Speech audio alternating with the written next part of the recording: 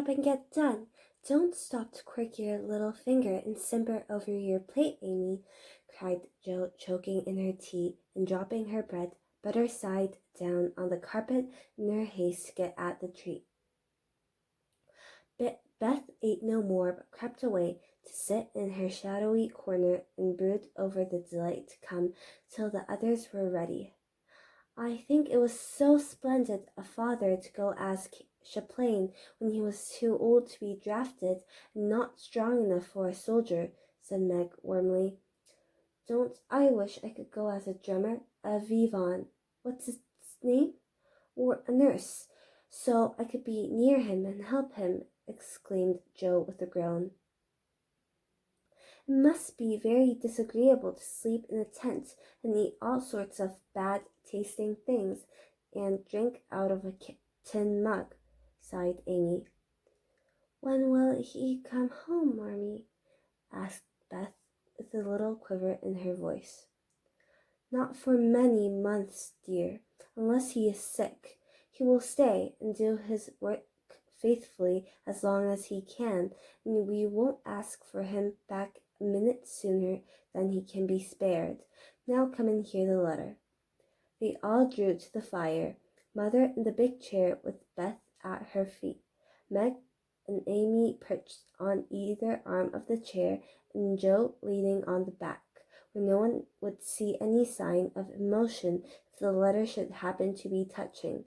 Very few letters were written in those hard times that were not touching, especially those which fathers sent home. In this one, little was said of the hardships endured, the dangers faced, or the homesickness conquered.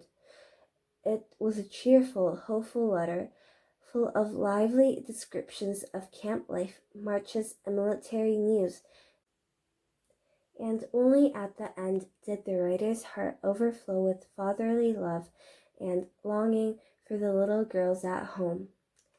Give them all my dear love and a kiss. Tell them I think of them by day, pray for them at night, and find my best comfort in their affection at all times. A year seems very long to wait before I see them, but remind them that while we wait we may all work, so that these hard days need not be wasted. I know they will remember all I said to them, that they will be loving children to you, will do and conquer themselves so beautifully that when I come back to them I may be fonder and prouder than ever of my little woman. Everybody sniffed when they came to that part. Jo wasn't ashamed of the great tear that dropped off the end of her nose, and Amy never minded the rumpling of her curls as she hid her face on her mother's shoulder and sobbed out, I am a selfish girl, but I'll truly try to be better, so he mayn't be disappointed in me by and by. We all will, cried Meg. I think too much of my looks and hate work, but won't any more if I can help it.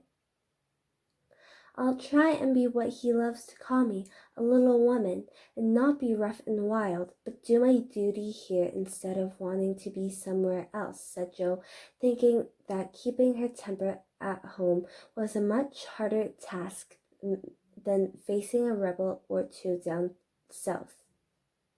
Beth said nothing, but wiped away her tears with the blue army sock, and began to knit with all her might, losing no time in doing the duty that lay nearest her, while she resolved in her quiet little soul to be all that father hoped to find her when the year brought round the happy coming home. Mrs. March broke the silence that followed Jo's words by saying in her cheery voice, Do you remember how you used to play Pilgrim's Progress when you were little things? Nothing delighted you more than to have me tie my piece bags on your backs for burdens, give you hats and sticks and rolls of paper, and let you travel through the house from the cellar, which was the city of destruction, up to the housetop, where you had all the lovely things you could collect to make a celestial city. What fun it was, especially going by the lions, fighting Apollyon, and passing through the valley where the hobgoblins were, said Joe. I like the place where the bundles fell off and tumbled downstairs, said Meg. My favorite part was when we came out on the flat roof where our flowers and arbors and pretty things were, and all stood and sang for joy up there in the sunshine, said Beth, smiling as if that pleasant moment had come back to her. I don't remember much about it, except that I was afraid of the cellar and the dark entry, and always liked the cake and milk we had up at the top. If I wasn't too old for such things, I'd rather like to play it over again, said Amy, who began to talk of renouncing childish things at the mature age of 12. We never are too old for this, my dear, because it is a play we are playing all the time in one way or another. Our burdens are here, our road is before us, and the longing for goodness and happiness is the guide that leads us through many troubles and mistakes to the peace which is a true celestial city. Now, my little pilgrims, suppose you begin again, not in play, but in earnest, and see how far on you can get before father comes home.